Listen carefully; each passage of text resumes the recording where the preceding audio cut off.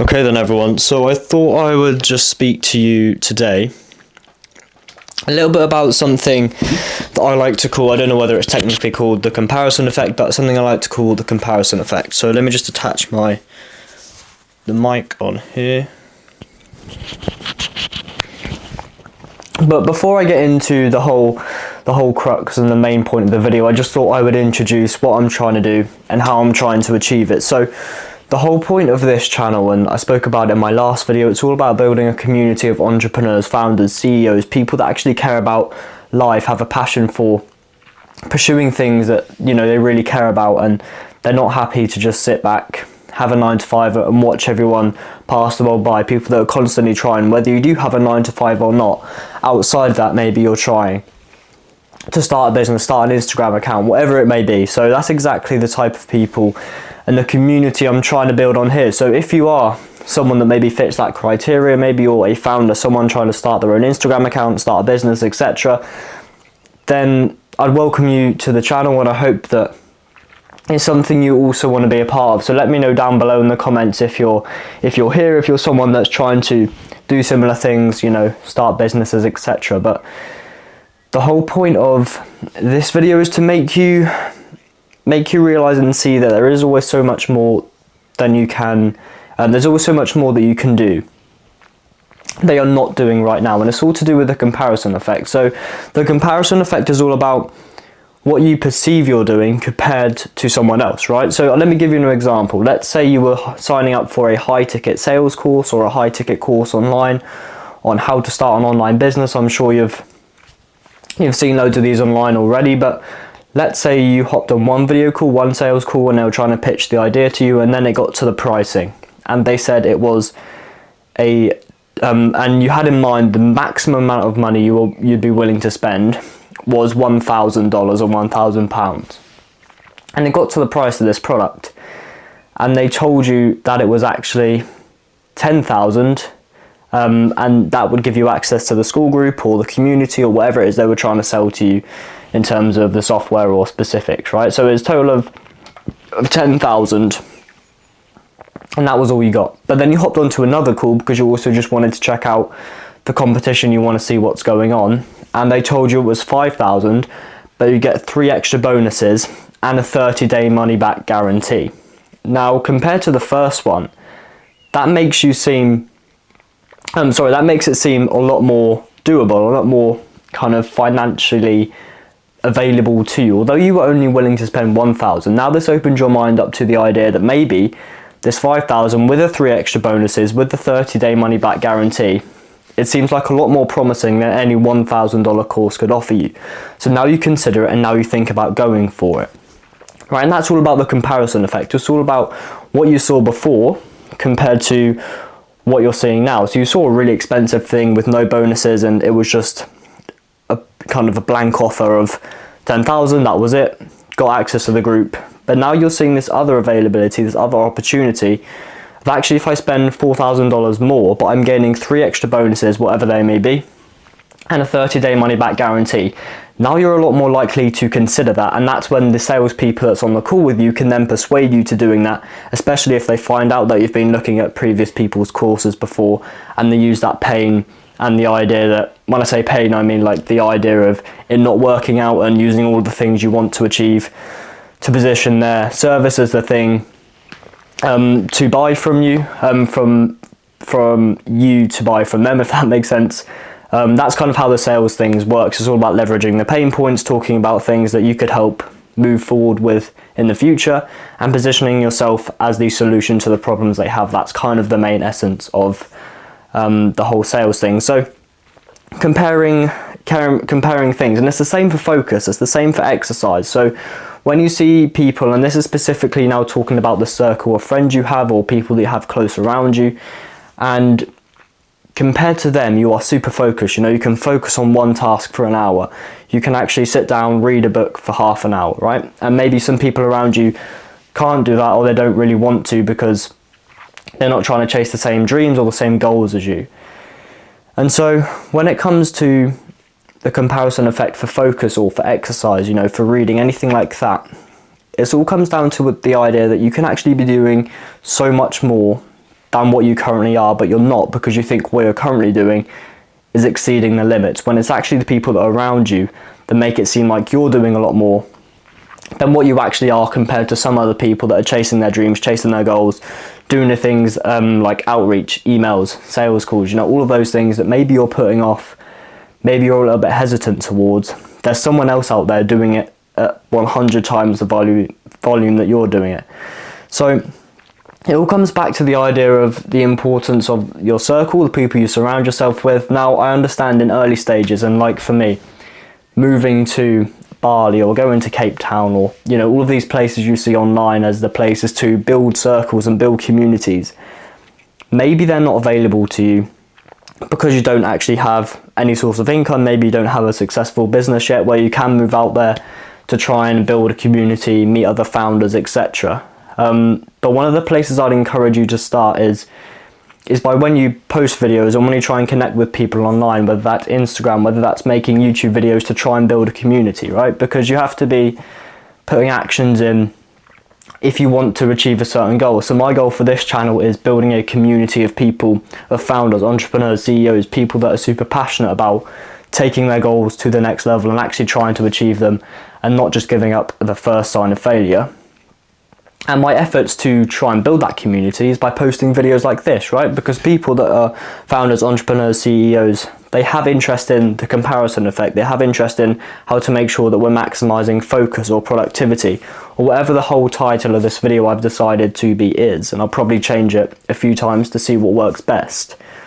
Whatever works, that's what founders, entrepreneurs, CEOs are interested in. So that's why I'm talking to you today about this topic, because it's part of my effort to achieve the idea of building that community of people that I just discussed about. So if you don't have the Bali trip, the Cape Town trip available to you, like I don't, the first place you can start is just by knowing that you can do so much more. You don't even necessarily have to have people around you.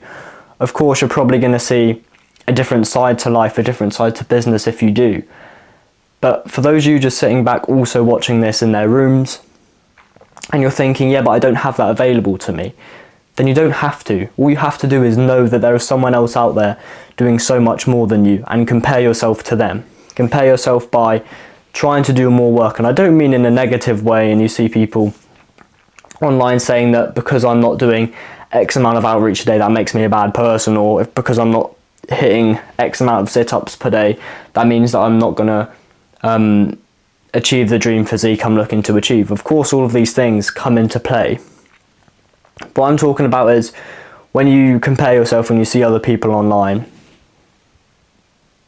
there is some example there, I guess, but just knowing in yourself that if you're sitting back and you're watching Netflix, or you're gonna start a movie, just think, what can you do that's not that, if you see what I mean? Because there's always going to be someone else that has that thought and that acts on it. So they're about to watch a movie, but then they actually go and do some outreach, whether that's emailing, cold call, or even taking sales calls. So comparing yourself is a good thing when you compare it to someone that is doing more, not someone that's, you know, doing less, or someone that's can't really be asked or be bothered to go out there, achieve the goals, or do the things they're trying to do, right? So you can compare yourself, and I think it's a good thing to compare yourself. And even just knowing in your mind, just knowing in your head that there is always someone else out there that is doing so much more, and you can try and live up to their expectations that they have, right?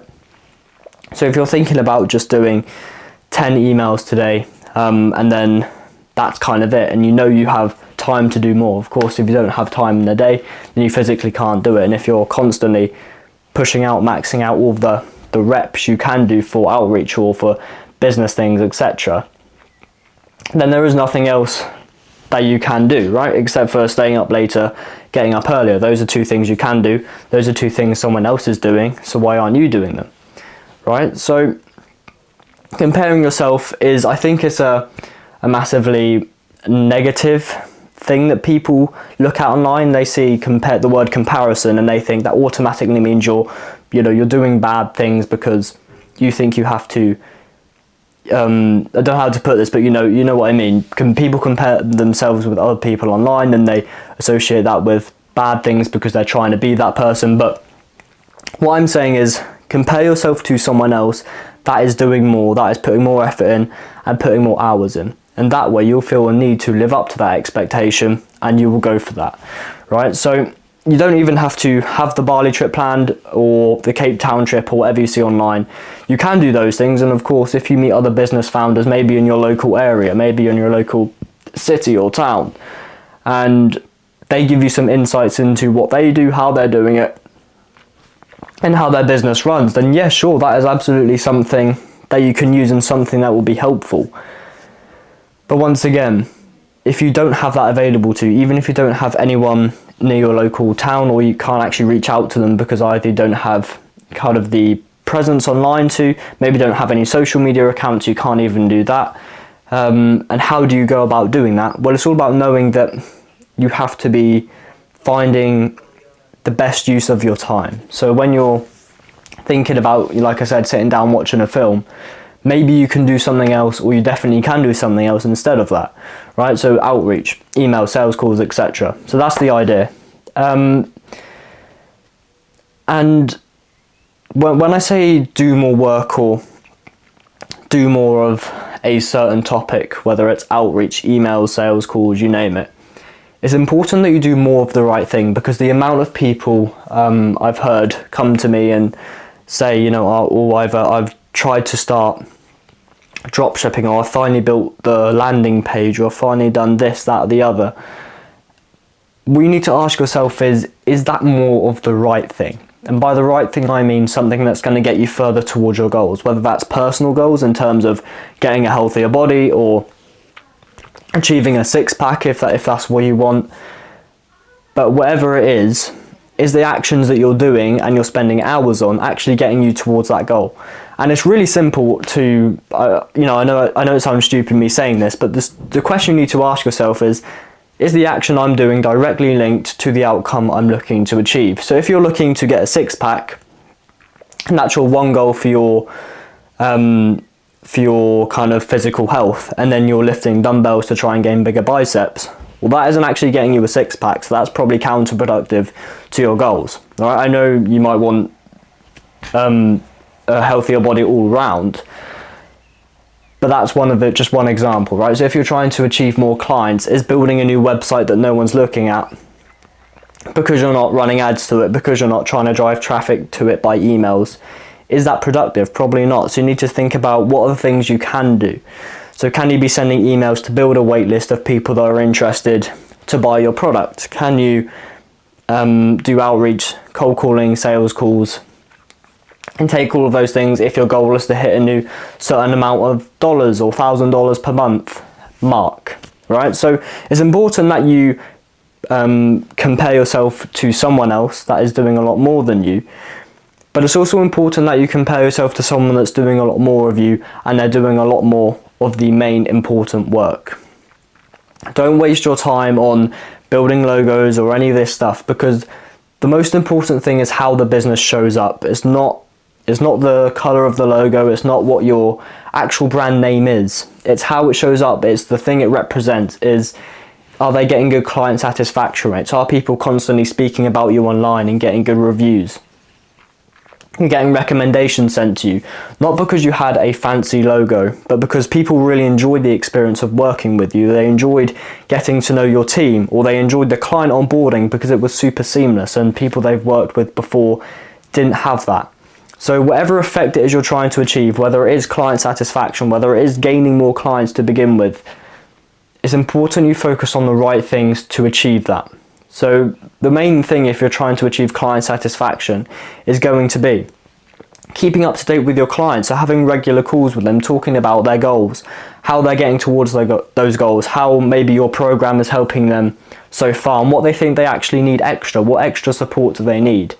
And when they tell you that, that's when you give them that extra support, because that's going to satisfy their needs. That's going to make sure that their client satisfaction rate is close to 100% as you can get it. And I know it's not a specific thing you can measure, but if they are fully satisfied and they're happy with the service you're providing all around, and they have a need for nothing else from you, then that's when you know that you're satisfying your customers and your clients. And that's exactly what you want, right? You want to create an impact. You want to positively impact people's lives that you're working with. And that's exactly what client satisfaction rate is all about. But if you're trying to just gain more clients, the very obvious thing is to either, if you're trying to build your presence online, whether it's Instagram, Facebook, TikTok, those are things you can be doing. You can be trying to build your presence online so people go to you and you don't have to go to them. But something else you can do is outreach, right? Which is something many people don't want to do. It's super boring probably some of the time. You know, when you send emails, when you take video calls, maybe you do cold calls and you don't always feel like doing them. But it's all about comparing yourself again, and the comparison effect is something, whether I don't know it's a real thing, it probably is, but something I wanted to speak about today, and something I was actually thinking about earlier, is that when I was sat down doing my GCSEs, I had my maths exam today, and I was just sat there thinking, you know, compared to the rest of the country, how focused and how good will our results be? And I don't know why I was thinking that, but as I was in the exam, I was just thinking, I wonder how our school compares to every other school in the country. Are we good? Are we bad? Are we kind of average? But that was just something I was thinking about. And then it led me on to the video idea of the comparison effect, right? Comparing yourself to someone else, or having a group of people around you that are doing so much more than you compared to what you are, so you feel the need to catch up to them and to do that amount so then you can get to their level.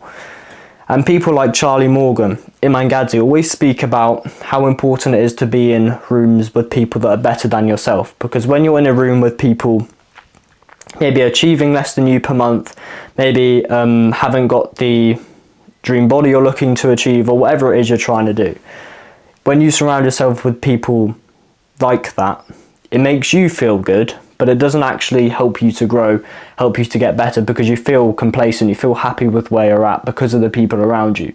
So when you have people that are doing so much more than you, you actually probably feel quite bad in terms of your efforts or the things you're trying to do, because they're doing so much more at much higher volume, right? So comparing yourself, understanding that if you don't have the access to Bali trips, to Cape Town trips, or all of the viral things you see online that you need to do to build a community, that's not what it's about. It's about putting more effort, and it's about doing the things you need to do, not avoiding them, doing them consistently, and making sure that if you have a goal of client satisfaction, if you have a goal of signing more clients, are you doing work and the right volume of work to try and achieve that goal? Right, so you may have many different ways of trying to achieve your goals, and maybe many different things you can do, but the question you need to ask yourself is, are you actually doing them? Because we can all sit here and say that we know how to gain clients because you need to run ads or do outreach, but are you doing any of those things effectively? You know, so just thinking about the ways to do it, and if you've recently bought an email domain or you need to warm up your email, think about other ways you can try and gain clients before waiting for that email to warm up. So it might take 2 to 3 weeks for your email to warm up, but think about the things you can do to attract clients, or you know, you go to clients in between that time, right? And you may learn a thing or two. You might learn a new outreach method that actually works better for you. You may do something that you've never done before and it works out really well. So compare yourself. The last kind of point of this video, the last thing I wanted to mention, is just the comparison effect is a really powerful thing, right? It is super powerful if you're telling yourself that you can do more because there's someone else out there that can do more. If you have the option to meet local founders, meet local CEOs, people maybe you know in your close circle of friends or family, and you can speak to them about, you know, maybe how they started, the efforts they had to put in to get their business to where it is now. And you often find that behind every business that has lasted for a long time and has taken a long time to get towards the place it is now, is because the founder was often doing a lot of the things on their own. That's something you'll typically find. There's so many different businesses out there that are still lasting today and have big teams now, but they weren't always started like that. They often had small people, one person, then they had to grow it and hire an employee, then grow from there, scale from there. People like Alan Sugar is an example. He started off by selling electronics from the back of his van, and then he grew to, you know, gaining buildings, and then increasing factory production, then outsourcing to other countries in Asia and all this kind of stuff. But it didn't just start because he had a massive workforce. It started with him and his van selling electronics to people in London. And so he didn't just think, well, I'm selling electronics out of my van and, you know, that's good enough. He thought, no, how can I grow this? How can I expand it? And if you're an entrepreneur, CEO, founder that's on this channel and still watching because maybe you want to be part of a community, maybe you want to do something, then you probably have that same mindset. You have the same mindset that you want to scale, you want to get better, you want to grow. And that's what this channel is all about. So I'll wrap it up there with a 20-minute video. So thank you very much for watching. Remember to take it one step at a time, and I will catch you in the next one.